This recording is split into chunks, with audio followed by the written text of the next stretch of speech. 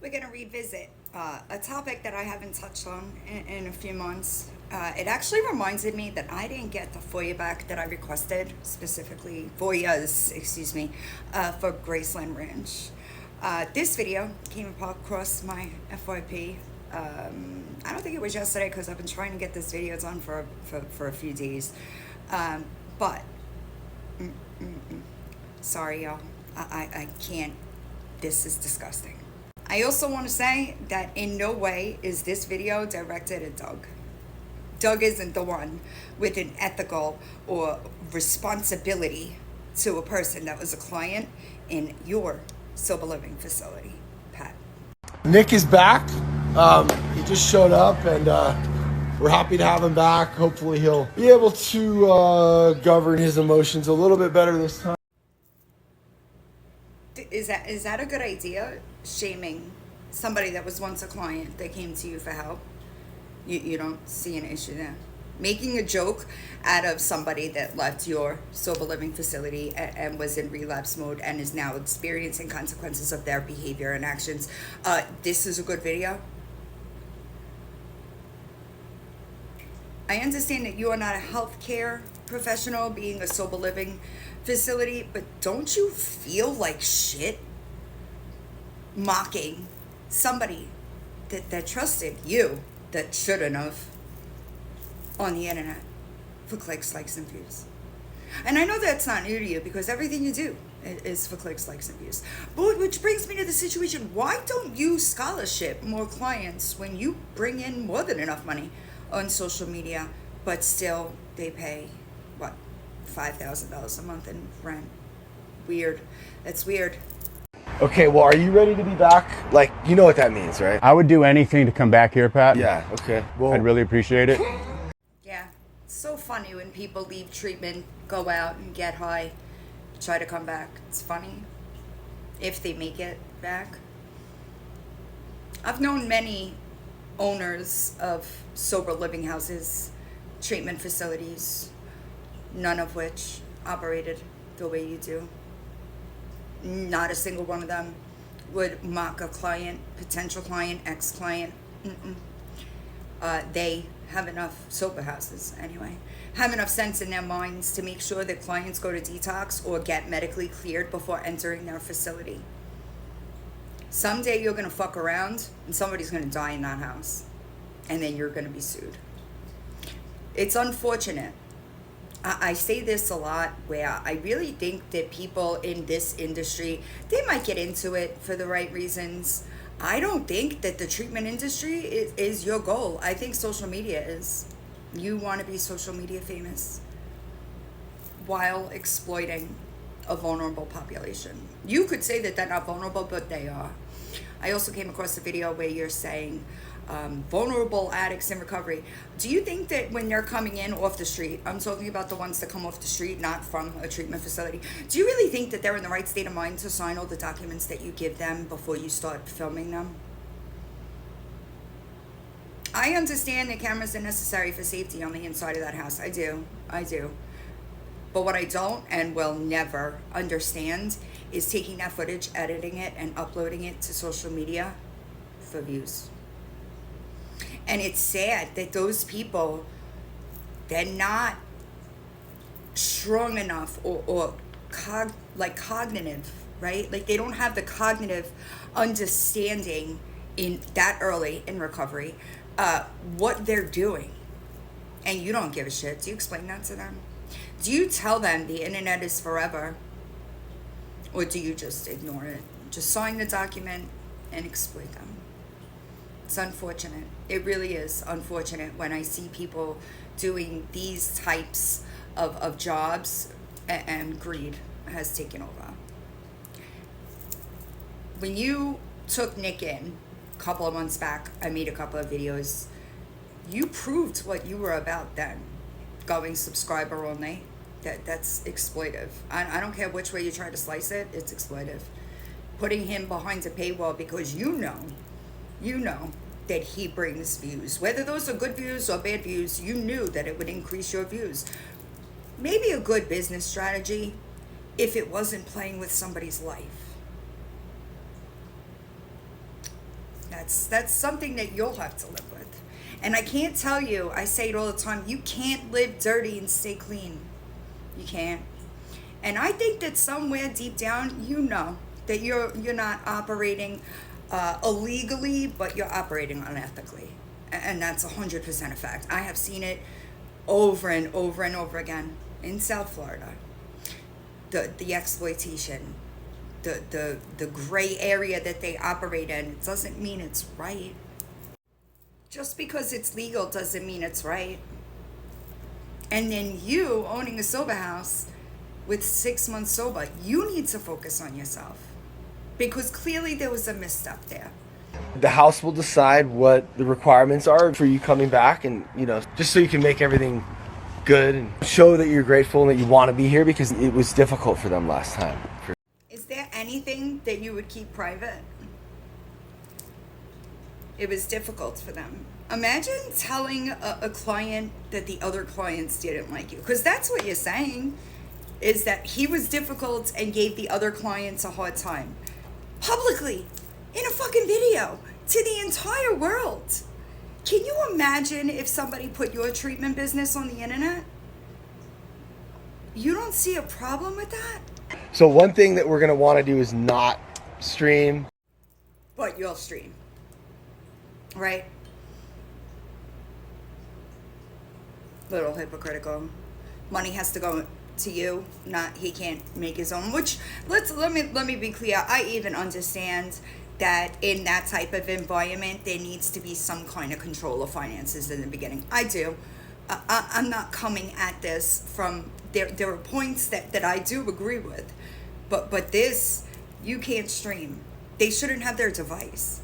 Coming in off the street, you shouldn't have a device. 20 clients. Let's just say you scholarshiped one of them. That's still $95K a month.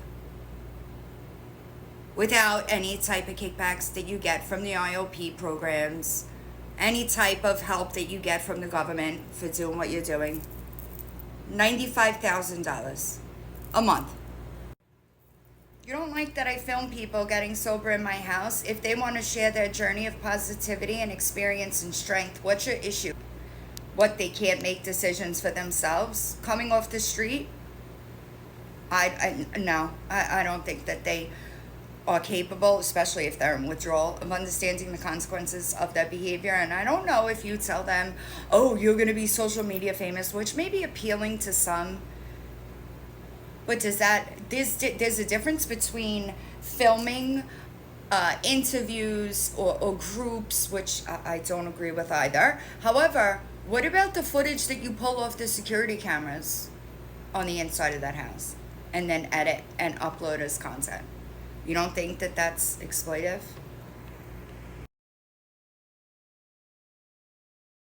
Also, really quick, I did edit out a lot of Nick because that's not my focus here. My focus is the unethical treatment of Graceland Ranch with their clients, Pat and his clients.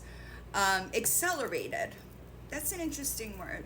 Because sober living shouldn't be accelerated. Detox, rehab, sober living, IOP. It's accelerated because you're allowing people to detox in that house, which is not a good thing. It shouldn't be accelerated.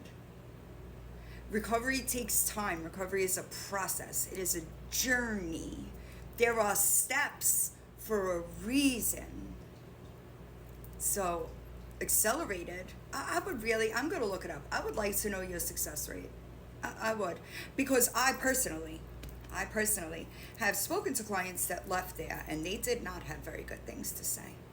And I understand that sometimes people leave treatment centers and they don't have nice things to say. But it's the majority of the people that do leave Graceland Ranch, they don't have nice things to say. What can you say about the writing? Because I know there are a lot of people who are probably like, what are you talking about? You have them writing essays? Something else, I really don't, I don't mind the writing. I think it's a good tool to use. We do it a lot in treatment centers. People will write a lot. So that's not necessarily something that I had an issue with. I just wanted to include, because I don't want people to take this as like a me just attacking Graceland Ranch, because that's not the case. I do believe that there are parts of that program that could be beneficial in a treatment type setting. It's the exploitation that I personally have a problem with. It is the fact that I have seen sober houses continue to act unethically, and this is all being filmed on the internet. That's what I have the issue with. It's a reflection of what's happening in your brain, and you got to see how your thinking is in the gutter. Yeah, I agree. I know that people, if you're an addict in recovery and you did get sober using detox treatment, it's always real interesting to go back and like read through that stuff. So I do think that is an appropriate consequence, if you get what I'm saying. I got to do like a 30-day intensive and really grow. I went from like here to here. Nice. I mean, yeah, I lost my time, but I think that will just help me be more humble. What I do want to say is I've been around a lot of people that relapse, right? And they had some time and then they relapse. What I want to say about that is you don't lose the knowledge. And I don't know about y'all, but every time I relapsed, I went further. I did more. I put more work into it because I tried that route and it didn't work, so let me do this. Does that make sense? So but I just feel like maybe there should be a step back, but I also understand this is the income, right? It's literally everything. I would say start with the principle of humility, and then everything else will come after that. Honesty, courage, willingness. It all comes after humility, because you can't be willing if you're not humble. Humility is an important part of anybody's recovery, but you don't start with humility. You don't start with being humble. You should know that. So I know that there are a lot of addicts or people in recovery that follow me. If you have ever been involved in a 12-step program, then you understand that there are principles that we're supposed to live by, and each step is related to a principle, okay? I'm not saying that humility isn't important.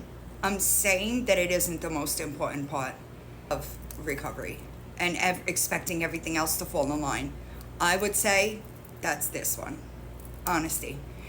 Because if you let the small things slide, you wind up letting the big things slide.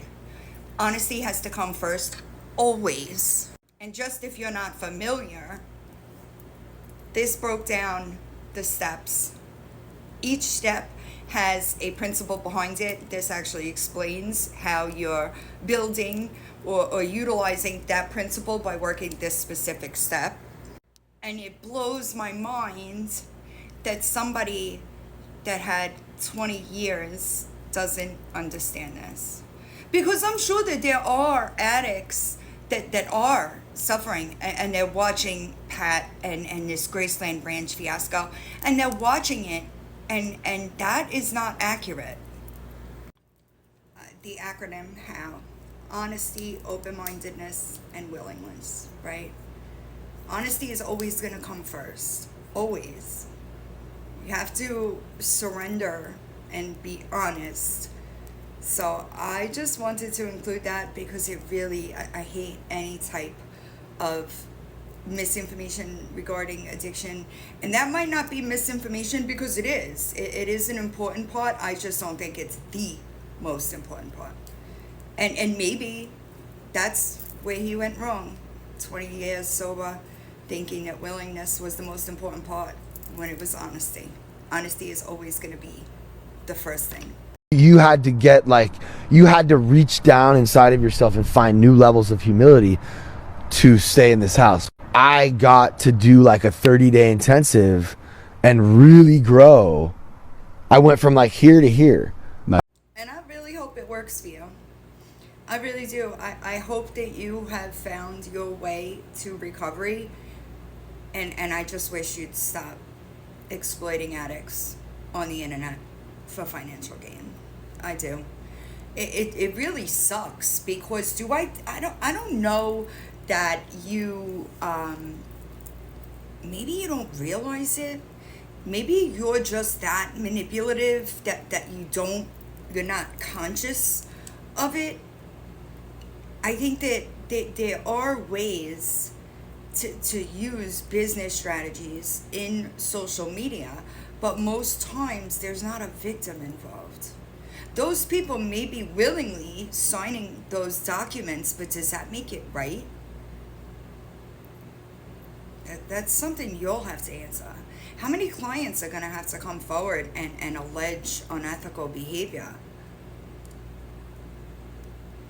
California turned out to be the new South Florida.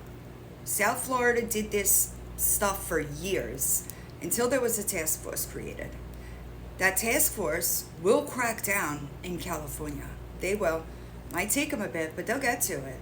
So why not just change the structure and not be so exploitive before that happens?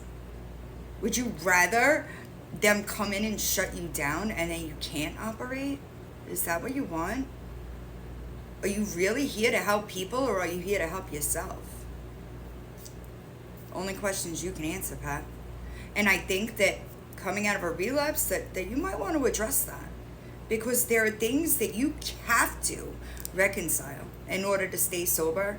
And if you're doing this type of behavior and doing what you're doing regarding those addicts while you profit, you're not going to wind up staying clean forever.